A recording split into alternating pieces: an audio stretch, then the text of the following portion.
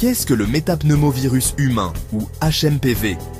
Eh bien, le métapneumovirus humain est un virus respiratoire courant.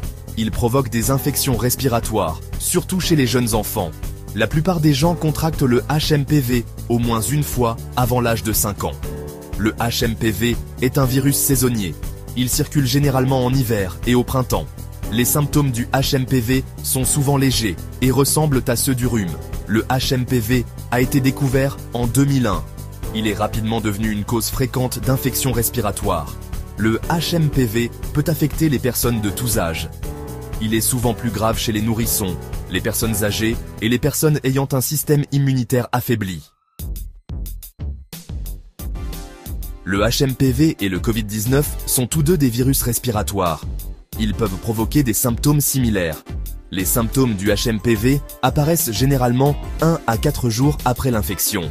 Ils peuvent inclure nez qui coule, toux, fièvre, mal de gorge et respiration sifflante.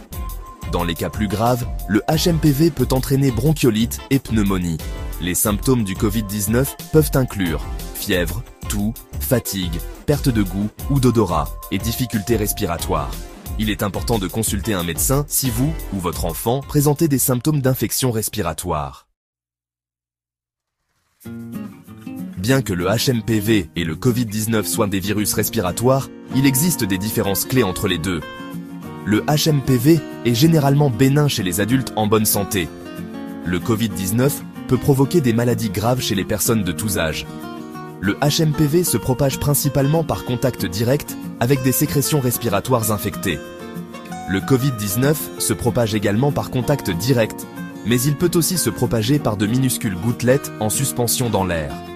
Il n'existe pas de vaccin contre le HMPV. Il existe des vaccins contre le Covid-19 qui peuvent aider à prévenir les maladies graves.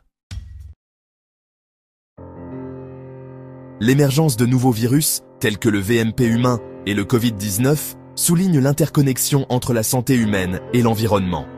Comprendre les facteurs qui contribuent aux origines de ces épidémies est crucial pour développer des stratégies efficaces de prévention et de contrôle.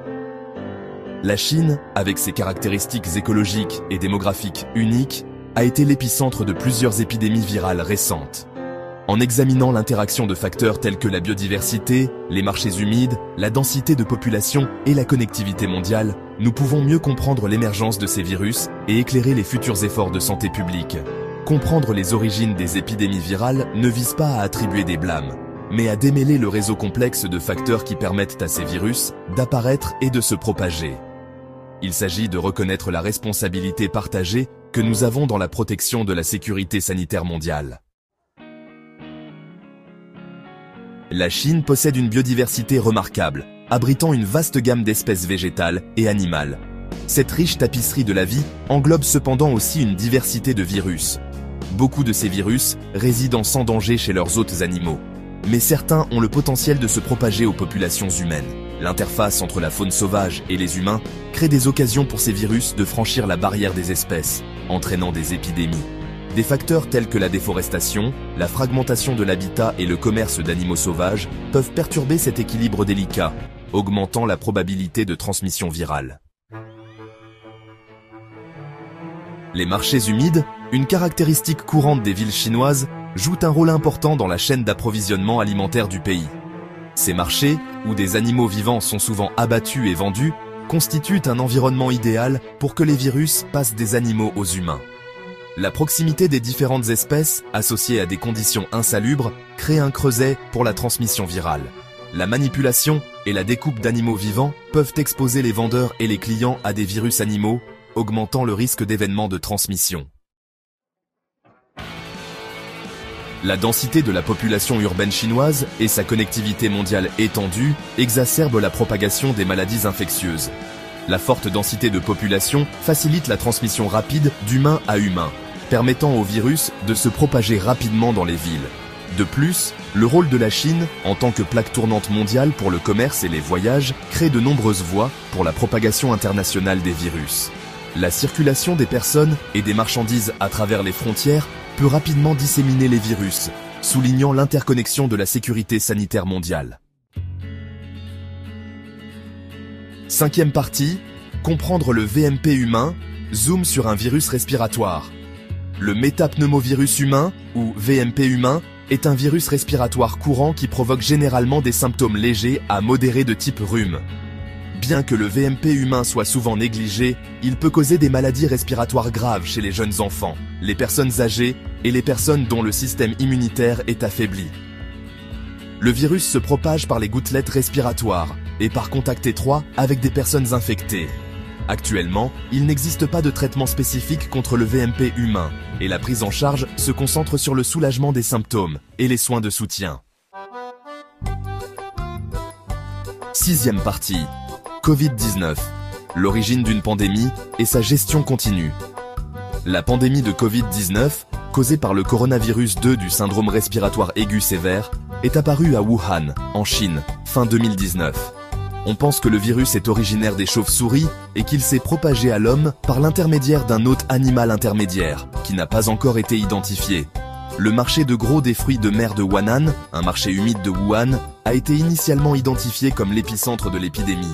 Cependant, des enquêtes ultérieures suggèrent que le virus circulait peut-être dans la communauté avant sa détection sur le marché. Septième partie, la réponse de la Chine en matière de santé publique, mesures et défis. La Chine a mis en œuvre une série de mesures de santé publique pour contrôler la propagation des maladies infectieuses, notamment le VMP humain et le Covid-19. Ces mesures comprennent la surveillance, les tests, la recherche des contacts, l'isolement, la quarantaine et la vaccination.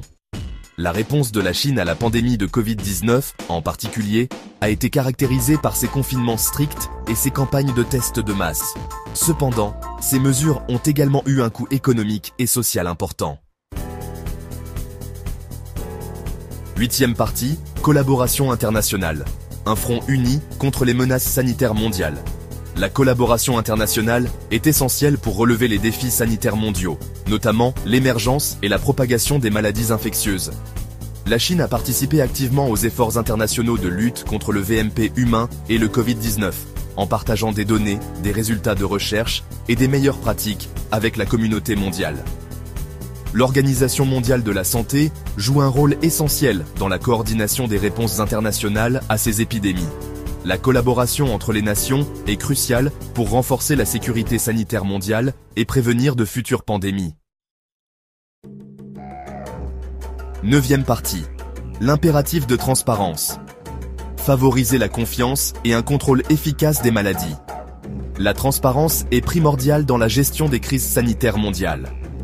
Le partage ouvert et rapide d'informations sur les épidémies, y compris leurs origines, leur dynamique de transmission et les mesures de contrôle, est essentiel pour instaurer la confiance et permettre des réponses efficaces. La transparence permet à la communauté internationale d'évaluer les risques, de coordonner les efforts et d'élaborer des politiques fondées sur des données probantes. En outre, la transparence favorise la responsabilisation et promeut une responsabilité partagée en matière de sécurité sanitaire mondiale. Le HMPV peut provoquer toute une série de symptômes respiratoires. Ces symptômes sont similaires à ceux d'autres virus respiratoires. Les symptômes du HMPV apparaissent généralement 3 à 6 jours après l'infection. Les symptômes courants du HMPV comprennent la toux, la fièvre, la congestion nasale et la respiration sifflante. Certaines personnes peuvent également ressentir un essoufflement et des maux de gorge. Il est important de noter que ces symptômes peuvent également être causés par d'autres maladies. Si vous présentez l'un de ces symptômes, il est important de consulter un médecin pour obtenir un diagnostic. Par exemple, une toux persistante qui ne s'améliore pas avec le temps peut être un signe de HMPV. Une fièvre élevée, surtout si elle est accompagnée de frissons, est un autre symptôme à surveiller. La congestion nasale sévère, qui rend la respiration difficile, est également courante. La respiration sifflante, en particulier chez les enfants et les personnes âgées, est un signe important. Les maux de gorge persistants, surtout s'ils sont accompagnés de douleurs en avalant, doivent être pris au sérieux. En cas de doute, il est toujours préférable de consulter un professionnel de la santé pour un diagnostic précis et un traitement approprié. Le HMPV provoque généralement une maladie légère à modérée, avec des symptômes similaires à ceux du rhume. La plupart des gens se rétablissent du HMPV sans aucune complication, avec un taux de guérison de plus de 90%. Cependant, le HMPV peut parfois provoquer une maladie plus grave, nécessitant une hospitalisation dans environ 5% des cas. Cela est plus probable chez les personnes qui présentent un risque élevé de complications, comme les personnes âgées et les nourrissons. Le HMPV peut entraîner une bronchite et une pneumonie, avec des cas de pneumonie signalés dans environ 10% des infections graves. Dans de rares cas, le HMPV peut être mortel, avec un taux de mortalité estimé à 1% chez les patients hospitalisés. C'est plus probable chez les nourrissons, les personnes âgées et les personnes dont le système immunitaire est affaibli, représentant environ 70% des cas graves. Le HMPV est une préoccupation plus sérieuse dans les pays à faible revenu où les taux de mortalité peuvent être plus élevés en raison de l'accès limité aux soins de santé. Ces pays peuvent avoir un accès limité aux soins de santé, ce qui augmente le risque de complications graves et de décès. Par exemple, une étude en Afrique subsaharienne a montré un taux de mortalité de 5% chez les enfants hospitalisés pour HMPV. Section 6. Identifier les groupes vulnérables. Qui est le plus à risque? Certains groupes de personnes sont plus vulnérables aux infections graves à HMPV. Ces groupes comprennent les nourrissons. Les bébés ont des voies respiratoires et un système immunitaire sous-développé, ce qui les rend plus sensibles aux infections respiratoires comme le HMPV. Les nourrissons de moins de 6 mois sont particulièrement à risque. Les personnes âgées, avec l'âge, le système immunitaire s'affaiblit naturellement, ce qui augmente le risque de complications liées au HMPV. Les personnes de plus de 65 ans sont les plus touchées. Les personnes immunodéprimées. Les personnes dont le système immunitaire est affaibli, comme celles qui suivent une chimiothérapie ou qui vivent avec le VIH-Sida, présentent un risque plus élevé d'infection grave au HMPV. Cela inclut également les patients ayant subi une greffe d'organes. De plus, les personnes souffrant d'affections pulmonaires préexistantes. Les personnes asthmatiques, atteintes de MPOC ou d'autres affections respiratoires chroniques sont plus susceptibles de souffrir de complications graves liées au HMPV. Les patients atteints de fibrose kystique sont également à risque. Il est essentiel que ces groupes vulnérables prennent des précautions supplémentaires pour prévenir l'infection par le HMPV et consultent rapidement un médecin s'ils développent des symptômes. Les personnes vivant dans des environnements à forte densité de population, comme les maisons de retraite et les garderies, doivent également être particulièrement vigilantes. 8e section. Lutter contre le HMPV. Surveillance, contrôle et soins de santé. La lutte efficace contre le HMPV nécessite une approche multidimensionnelle qui englobe la surveillance, le contrôle des infections et le renforcement des systèmes de santé. Surveillance renforcée. Les autorités de santé publique doivent renforcer les systèmes de surveillance afin de suivre la propagation du HMPV et d'identifier rapidement les foyers potentiels. Par exemple, l'utilisation de technologies de surveillance avancées, comme les systèmes de détection en temps réel et les bases de données centralisées, peut améliorer la rapidité et la précision de la détection des épidémies. Mesures de contrôle des infections. Les établissements de soins de santé et les établissements de soins de longue durée doivent de mettre en œuvre des mesures strictes de contrôle des infections afin de prévenir la propagation du HMPV parmi les patients et les résidents. Cela inclut l'utilisation de l'équipement de protection individuelle, EPI, la désinfection régulière des surfaces et la mise en place de protocoles de quarantaine pour les cas suspects. En outre, sensibilisation du public, il est essentiel d'éduquer le public sur le HMPV, ses symptômes et les méthodes de prévention, afin de réduire la transmission. Des campagnes de sensibilisation réussies, comme celles menées par l'Organisation mondiale de la santé, OMS, pour d'autres maladies infectieuses, peuvent servir de modèle. Renforcement des systèmes de santé. Dans les pays à faible revenu, il est essentiel de renforcer les systèmes de santé en améliorant l'accès aux soins médicaux, en augmentant la disponibilité des tests de diagnostic et en garantissant des ressources adéquates pour le traitement.